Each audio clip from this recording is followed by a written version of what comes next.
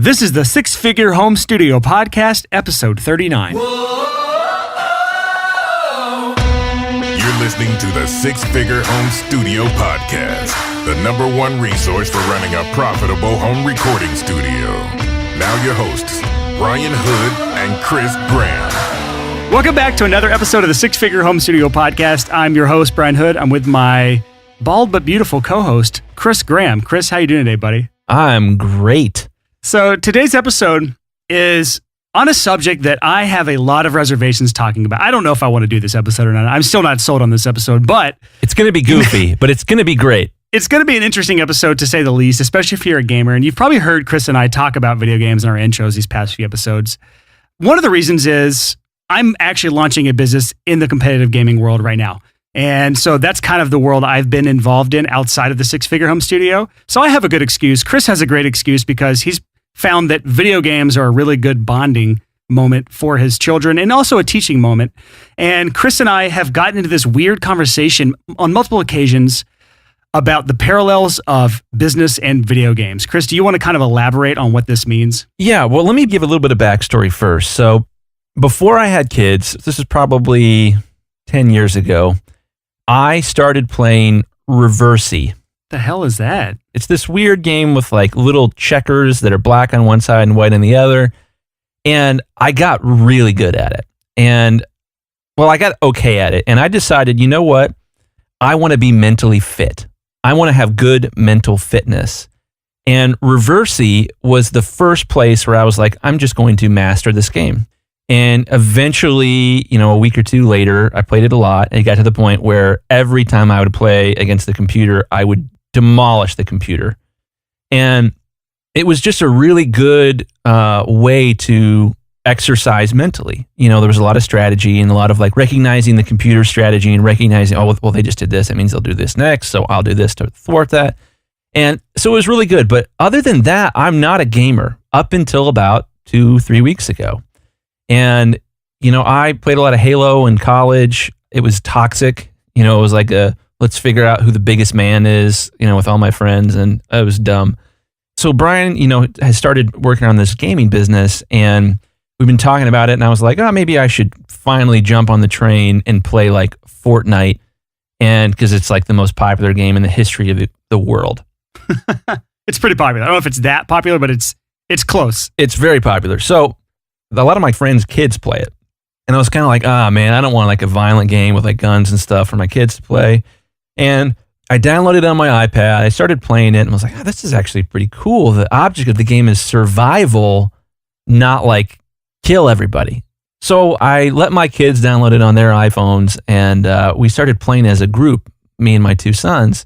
And it was freaking incredible to talk to them about like what it meant to play conservatively and, what it meant to be patient in the game to win, as opposed to like drop in, for those of you that play PUBG or, Fortnite, drop in, kill as many people as you can, but you're probably only going to live like 2 minutes before someone else kills you.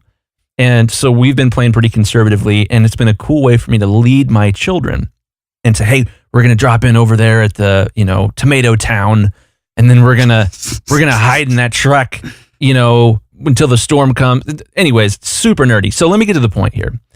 So as I've been playing these games, Brian and I have had a lot of conversations about the parallels between winning a game and being successful in business. And there are a lot. There's a lot to talk about here. If you are not a gamer, you're still going to take something home from this episode. If you are a gamer, you're definitely going to take home some tasty nuggets of truth to, help you run your business better. So yeah, gaming and business, who'd thunk it? So I think the easiest parallel to draw here is the argument that I have with Chris all the time when I hear him talking about the way he plays Fortnite or PUBG. And I tell him he's playing like a little scared child. He's hiding and he's waiting and he's trying to win the game. And I told him there's a big difference between different play styles depending on what your goal is for the game. You can try to play for fun, and you're going to play a completely different way than if you're trying to play to win. And that really strikes a chord with me when we start talking about business, because a lot of people I see in business are trying to run their businesses and they're trying to have fun with it, but they have no chance of quote unquote winning. Yeah. They have no chance of, being successful in their business because they run it like a hobby. So, case in point, running your business like a hobby, you're choosing the things that are fun. And when I was in college, we would play Halo on Xbox, and 4 people on one Xbox, and you could network them and have up to 4 Xboxes at once. This is for nerds out there. This is called a LAN party. For you younger guys, you've never had one of these. For you older guys, you know what these are if you played games in the past. Yeah, so you could have top 16 people in the game. And what we loved to do when I was in college is we loved to play Capture the Flag. And it's exactly what it sounds like. You have 2 teams, 2 bases, 2 flags. The goal is to protect your flag while capturing the other team's flag. And inevitably, what would happen when I was in college is we'd get all these people together, and everyone would be like, I'm going to go find an awesome gun, and I'm just going to kill people. Blah. Yep. They'd shoot around. Let me use my really good machine gun sound from when I was like 4. Like that. Oh, my God. That was the coolest thing I knew how to do when I was like 4 years old. I can't wait to hear that back at 2x speed. I know, it's going to be amazing. So anyways, so what happens is people jump in, they come into the game, and the temptation is to go for ego. And the way that you go for ego in a game with guns is you kill as many people as you can as fast as possible. But bottom line, that's not the object of the game. The object of the game is to capture someone's flag and bring it back to your base. And let's bring this to a business lesson here. Yeah. A lot of people are focusing on the thing that's the most fun, or the thing that drives their ego forward in business. And all the while, they're completely missing out on the things they should be doing in order to push their business forward, aka capturing the flags in their business. Bingo. So that's a great illustration. And the reason we have the gear slut alert is when you get focused, like in a game, you get focused on shooting people instead of capturing the flag or protecting your flag.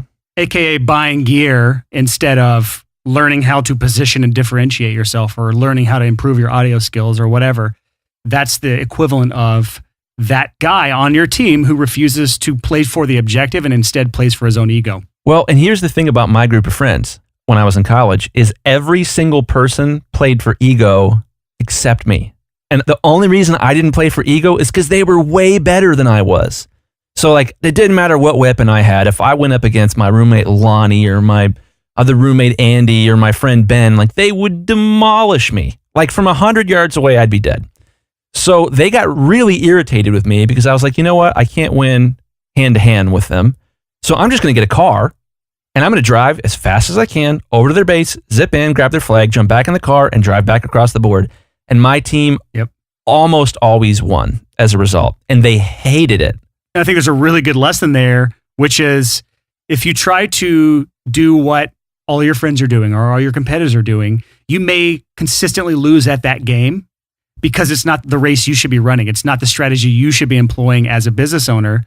It is playing to your strengths. What are you great at doing? What should you be doing? What are the biggest dominoes that you can tip over as a business owner that play to your strengths instead of trying to focus on the things you're weak at? Yeah, so like I'm going to get so many gear slut alerts here, but like the example could be like, hey dude, I totally bought an AKG 414. Oh crap, you got a 414. I'm going to go out. Hey, well, I just bought a Neumann U87. Oh crap. Oh, well, I also just bought a Telefunken. Like there's just... It's a one-upsmanship thing that really leads nowhere. It leads nowhere. Yeah, and it's like, okay, well, was the last record you made good? Did it sell well for the client? Did you make more than $4 an hour working on the record? Like these are the things that like matter. Are you going to be able to keep playing this game for the long term? And if you're just jumping in and shooting people, the number of people you've killed is, 30 by the end of the game of Capture the Flag. Doesn't matter. But doesn't matter if your team didn't capture any flags. And for me, this is such an awesome illustration. I wish like I had been smart enough to understand this when I was in college playing Halo, that like, hey, business is a lot the same. You need to actually figure out what the goal is and do that instead of like getting a fancy business card or like a suit or, just all the dumb things that are easy to get distracted by because they give you instant ego when but if I buy this, if I buy 3 1176 compressors, I can take a picture of it and put it on Facebook. So dumb. So let's bring this back to the 2 most popular games that are out right now. The point of Fortnite, the point of PUBG, which is a game called PlayerUnknown's Battlegrounds, PUBG.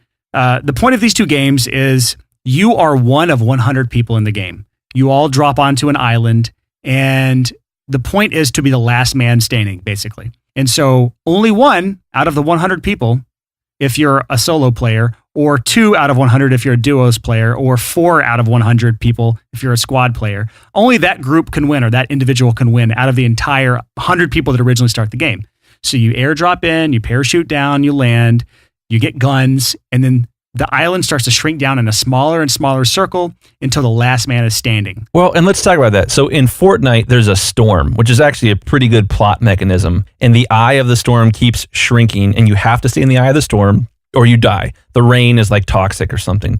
In PUBG, it's exactly the same, but it's just some weird force field that doesn't make any sense. If you've seen Hunger Games, or you've seen, there's a Korean movie called Battle Royale, it's just putting people on an island, having them duke it out until the last man standing. It's kind of dark. Yeah, but the beauty of these style of games is as the board that you can play on gets smaller, it gets more and more intense. Yes, it does. And so I just wanted to give a quick overview of how these style of games plays out, because there are some strategies involved that do go well with business, with that conversation of like, what kind of parallels go here. So let's just talk about some different strategies you have in these styles of games to employ to either win or potentially lose if you don't take the right strategy here. And then let's draw some parallels to business there, Chris. So in Fortnite, there are 2 ways to win it. You can win it by spending a shitload of time getting really, really good and even paying for training or coaching or playing with players that are way better than you or whatever. There's a lot of things you can do to improve your skills and then try to win on sheer skill alone. But there's also the type of person who is willing to play very strategically. They don't have necessarily the skills or the know-how to win it on pure skill level, but they are patient, they are strategic, and they are clever, and they win that way. And Chris likes to play the latter of the ways, similar to what he was talking about in Halo, and tends to win some games that way, but it's what I would consider frowned upon by the better players because it's less skill involved. It's kind of maybe some people would say a cheap way of winning. What would you say to that, Chris? Yeah, well, I completely understand that mentality. And the fascinating thing is there's the same mentality in our community of recording studio owners. They're like, yep, 100%. Totally like you mix on headphones? Yeah. There's 2 schools, really. There's the school of like, I'm going to spend a lot of money on gear, really nice facilities. I'm going to like pay my dues for a decade as an intern before I even do that. You know, like there's like the old school approach, and that camp is very much against the like new school. I'm a home studio. I'm going to keep things lean. I'm going to be clever. I'm going to play to my strengths. I'm going to do what I need to do to position myself as a, high quality, high end provider of audio while still being out of my home. It's not impossible to do, but it's difficult. But you can do it if you do things the right way, a clever way, a strategic way. And you can beat out some of these big guys who have more experience, more money, or at least more debt, and the ability, and a lot more things that you don't have. But at the end of the day, a win is a win, right? Yeah. At least in Fortnite it is. Maybe it's a little more complex in the business world. Well, the thing here that we're talking about are called sacred cows. And so the saying goes, you have to be willing to kill sacred cows. In our industry, some of the sacred cows are analog outboard gear and mixing on monitors rather than on headphones, recording live drums. There are all these things where like you can get looked down upon in our industry, but there are people that break these rules, that kill these sacred cows, that are ridiculously successful as a result of their willingness to kill a sacred cow. One of those things is paid advertising. I can tell you right now, like you see so many guys who wear this badge of honor, and I'm guilty of it too. In my past, I've like bragged about never spending $1 on paid advertising for my studio, when once you learn how to do it properly, it's one of the most powerful things you can know. And so it's a sacred cow that people don't understand how to do something, and so they justify it in their own heads that it's an inferior way to succeed. That's cheating. You're playing cheap. Yep. Yeah, and it's exactly the same in the gaming world. So like I will all the time with my kids, one of the most fun things that I do with my kids is teach them patience in a game. And there's a lot of life skills there of like, okay, guys, we're right in the eye of the storm.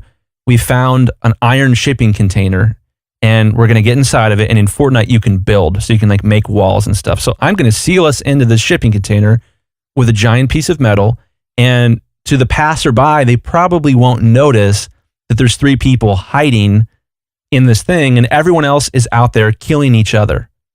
And we're in here literally just sitting, waiting. So we've been in this iron shipping container for 10 minutes, doing absolutely nothing, waiting for other people to kill themselves off. I want to draw a parallel there. And in my head, I see this as this kind of scenario. The lean home studio is the one who has kept their costs as low as possible. They've done things lean, mean. They're doing it out of their home. They have what we call the lowest overhead, meaning the lowest monthly expenses as anyone. And that's the one that's inside of this safe and sound container that you're talking about here in this game. Yeah. Everyone else out there killing each other are these big, expensive studios with high overhead. And they're all fighting each other for the last remaining scraps of a dying industry. At least the old industry is dying. There's now a new industry that is completely different than the old industry. And those guys are all killing each other, and you're going to be the last man standing because you're safe and sound inside of this shipping container, right? Yeah. So you as a home studio, if you're listening to this right now, you have the best chance of outlasting these other bigger, stronger, more expensive, nicer studios for the sheer fact that you have put this protective shell around you. And that protective shell, or that protective building, or metal wall in Chris's case here, is the fact that you have such low monthly expenses as a studio that you have none of these same risks of dying off quickly that these other guys outside of that protective shell have.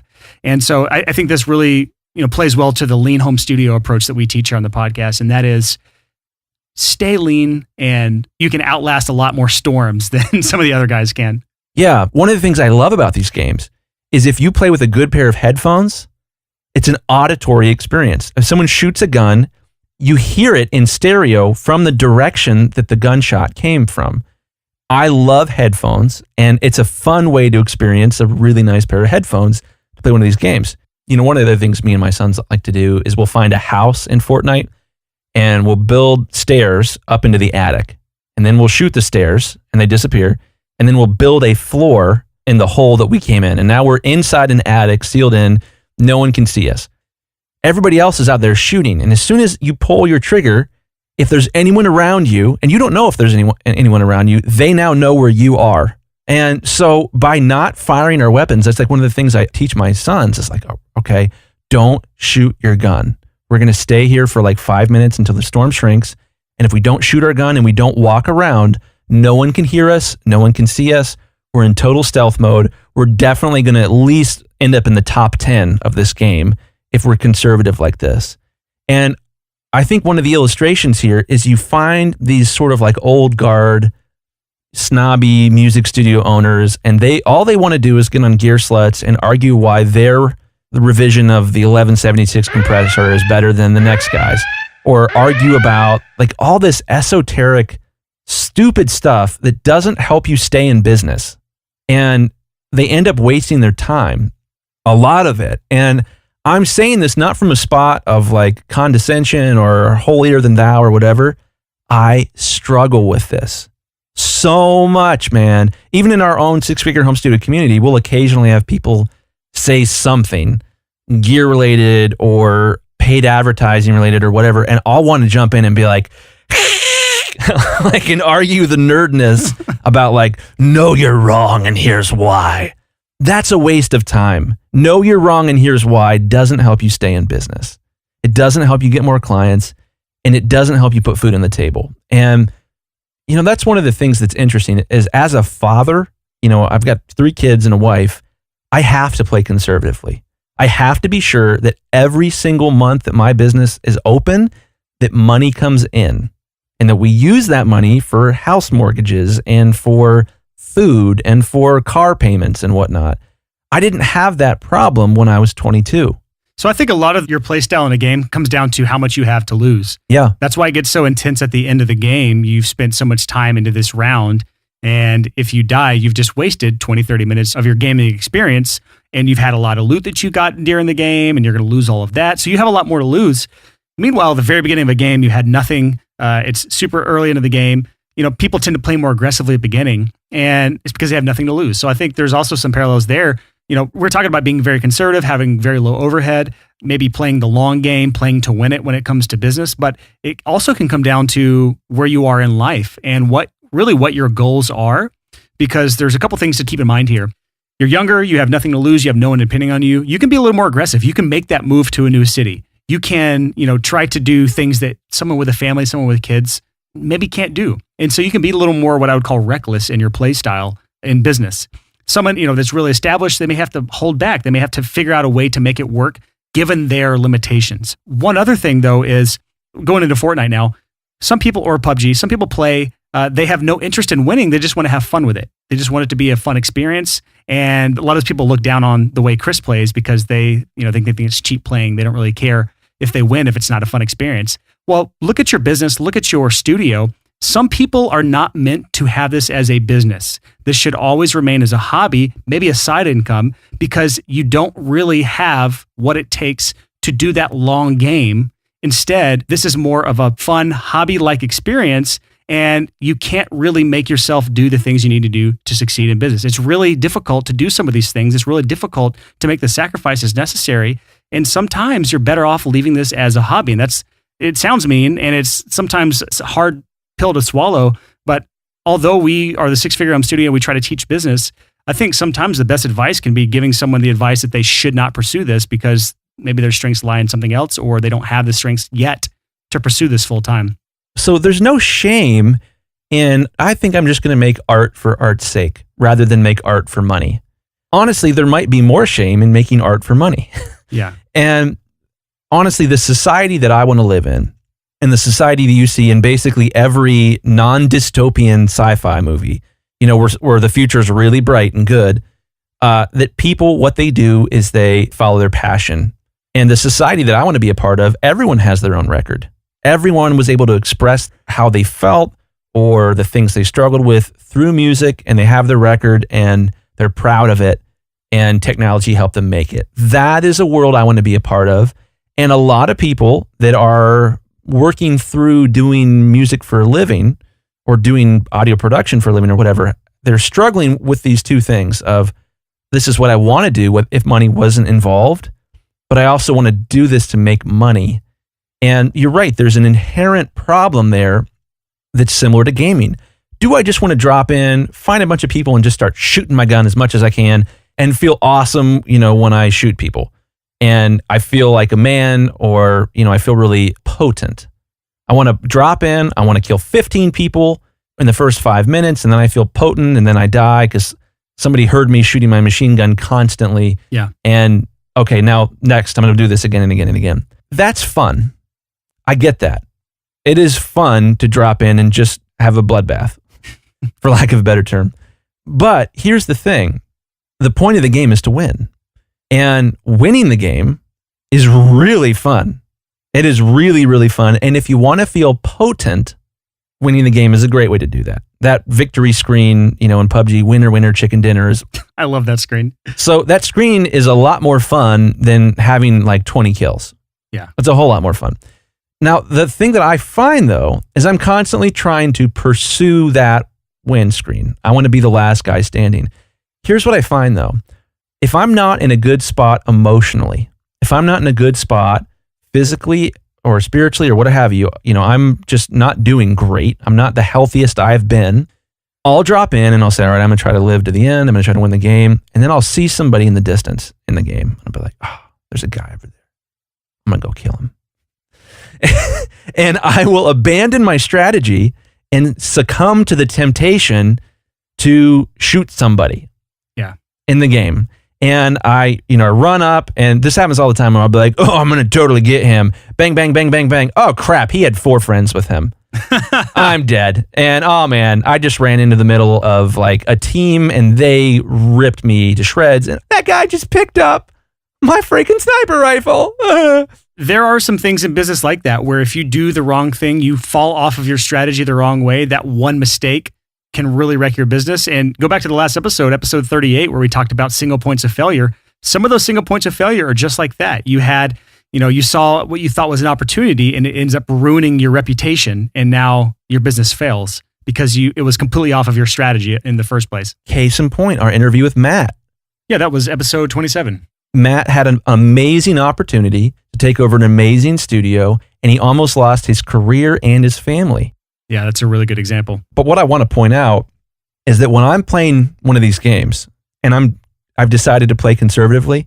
I'm constantly tempted to have immediate fun and risk my long-term success. Yeah. And I think there's a huge illustration in business there of like, all right, man, my business is dialed in. I've got consistent work.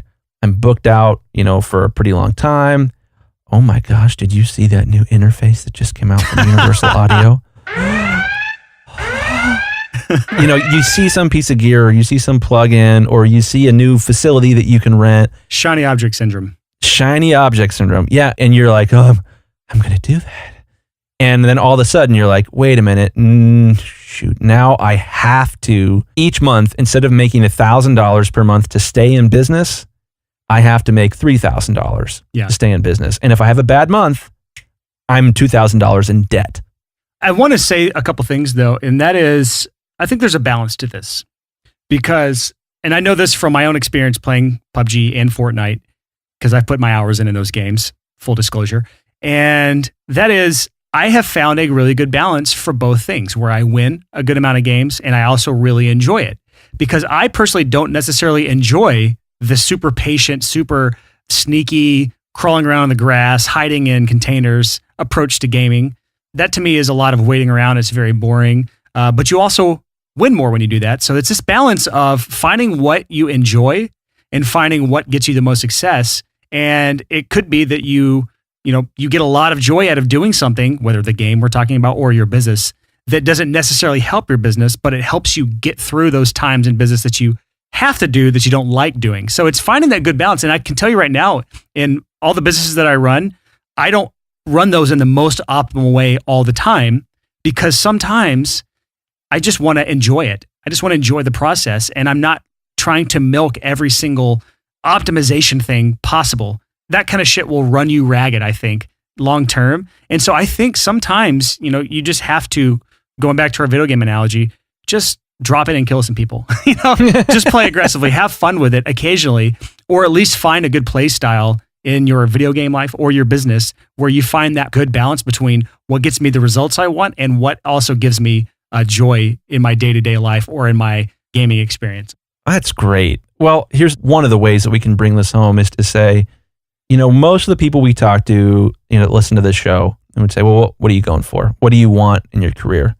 And the unfortunate answer you often get is, I just want to be successful. What the fuck does that mean? Exactly. What does that mean? And if you're listening to this show and you, quote unquote, just want to be successful, you need to define it more clearly than that. Yeah. For some people, success would be enjoying the video game. For some people, the success is winning the video game. For some people, success is just playing video games with friends. Find out in video games or business, what is your definition of success? Is your business success, is it just quitting your full-time job? Really, the more specific you can be and you actually write down what is success to you on paper or an Evernote file, but preferably paper, I think that goes a long way towards helping you solidify what steps you can take to get to where you want to go and how do you build out your life and business to meet those goals in a way that is sustainable and enjoyable. Yeah, so one of the ways you could do that, and we're taking this right out of 4 Hour Work Week, we love that book, is to sit down with a piece of paper and to figure out how much you need per month to live the lifestyle that you want. This is a really good exercise to do because you can lose sight of this really fast. I haven't done this in a while, actually. Yeah, so most people just walk in like, I'm going to do audio for a living. Okay, cool.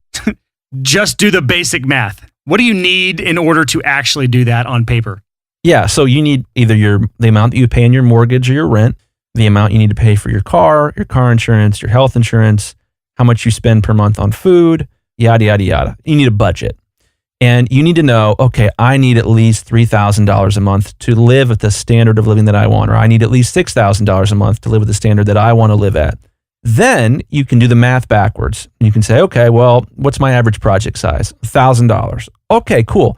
Well, if you need $3,000 a month to live, you need to net 3 projects per month. Yep. If you don't get 3 projects per month, you will go into debt. It's true. If you get 4 projects per month, you will be able to put $1,000 in the bank and save it. I think you can take this a step further. And then it's like, if I need 3 projects per month, how many quotes do I need to send out? Or how many leads do I need to talk to? How many conversations do I need to have in order to get those projects? then you need to be making sure you're doing the steps necessary to generate those leads or to have those conversations every single month in order for that to happen. So you've basically gone from, I want to be successful, period, full stop, to I need to make $3,000 a month, which means I need 3 projects per month, which means I need to have 10 conversations per month, or I need to generate 10 leads per month because I know those 10 leads will turn into 3 projects. And so now your monthly activities all go around making sure you're generating those 10 leads or those 10 conversations a month. And that will trickle down and end up meeting your goal of whatever success is to you. If success is that $3,000 a month number. This is a different episode altogether, but I still love where you're going with this. Well, this is super interesting. This is of all the, I would say, like if I could take excerpts from our podcast and send them back in time to myself, this would be one I would send back in time. Yeah. It's called your freedom number. Yeah, exactly.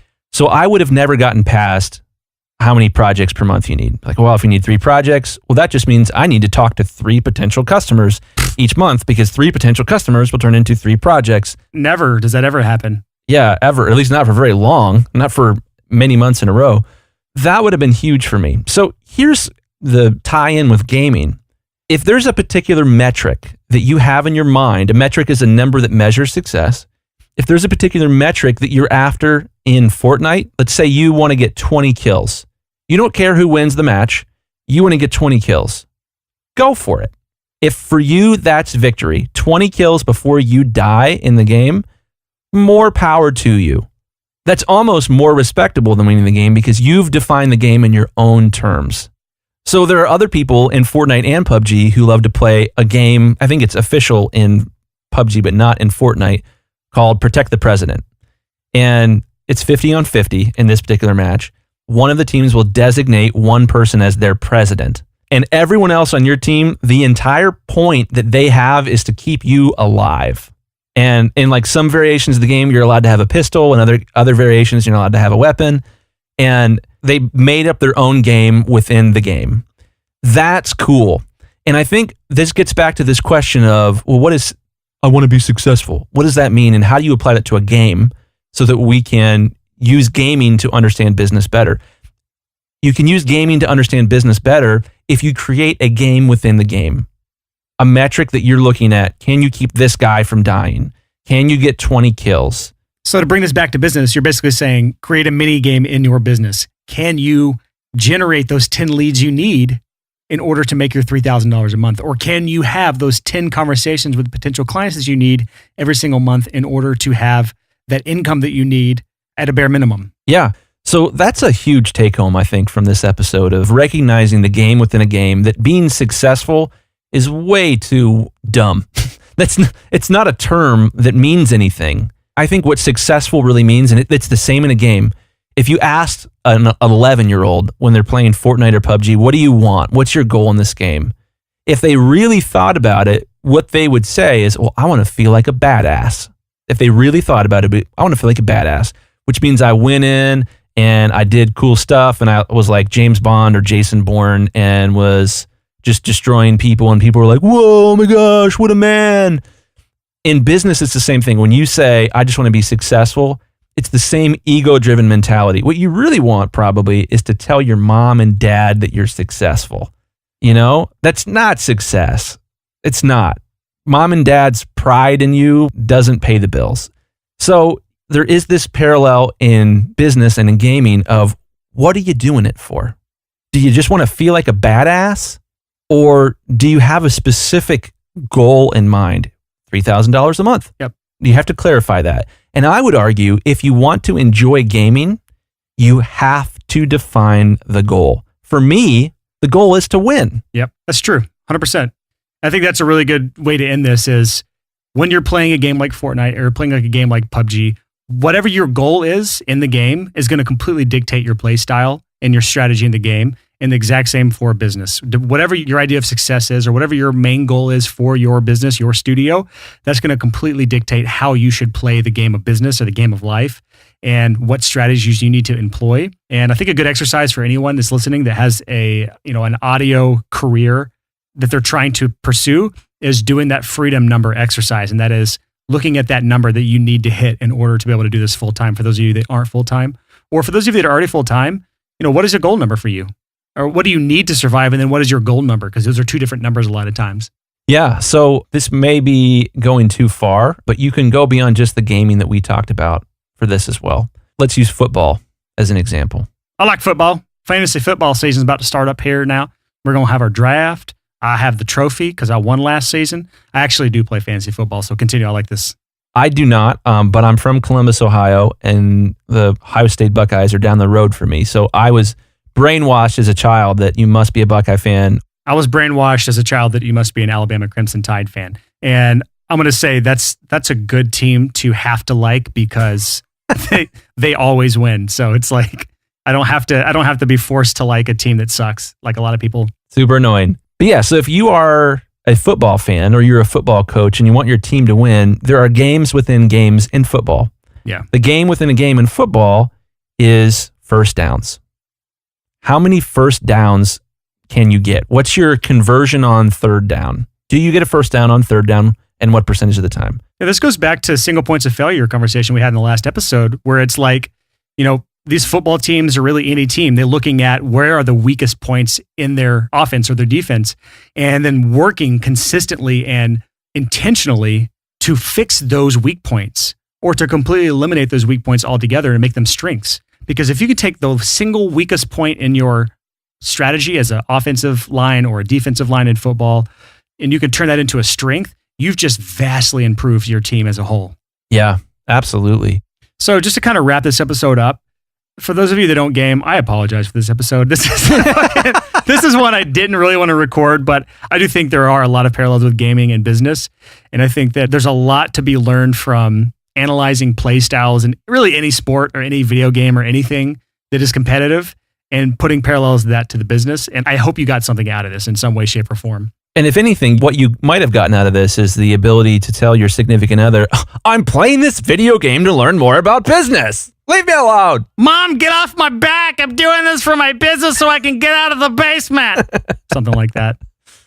Or an excuse to start playing so you can bond with your kids like I do. It's very awesome. Yeah. I just want to say, I'm going to be so disappointed if all of you listening start playing these games because we talked about it. Unless your business is successful or you have kids you're bonding with, you don't have an excuse. Oh, so by the way, let me throw out this ask for you guys. If you do play PUBG on mobile, friend me, Chris Grahams. Oh my God. Grahams, because I couldn't think of a better screen name. Or on Fortnite, no matter what you play on. Fortnite you can play on computer, Xbox, PlayStation, mobile, and everyone's in the same board. It's pretty sweet. I am Stink Farts. I can't believe that's your name on Fortnite. I just want to make people giggle, man. Like, I think of you as the more mature one between me and you, but things like that really makes me doubt that. Well, I play with my kids, so like I'm trying to entertain them. So like my son's name is Smeagol on Fortnite. But he's also a child, so that is an excuse that I'll... Anyways. Okay. Friend me. Oh my God.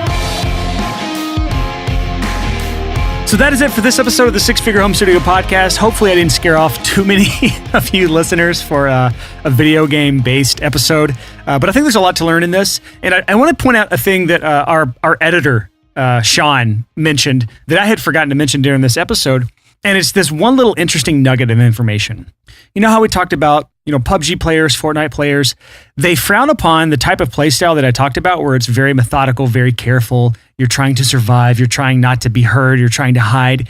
Most pro gamers will say that that's a very cheap way to play, or at least the guys that you watch on Twitch if you're a Twitch viewer. But the very interesting thing to watch is if any of those guys go play a competitive game where there's money on the line, every single one of them play to win. They play strategically. So they're hiding. They're crawling around in the grass. They're boxing themselves in. And even recently, we were at E3. Sean and I were at E3 in June. And there was a charity Pro-Am Fortnite tournament with Ninja and Marshmello. Marshmello is a producer / EDM guy. Very famous. He's got hundreds of millions of plays on Spotify. And he played along with Ninja, which is the biggest Twitch streamer probably of all time. And you can bet at the end of the tournament, the two of them were sitting inside of a 1x1 thing in Fortnite hiding from everyone else, and who ended up winning the tournament? Those guys.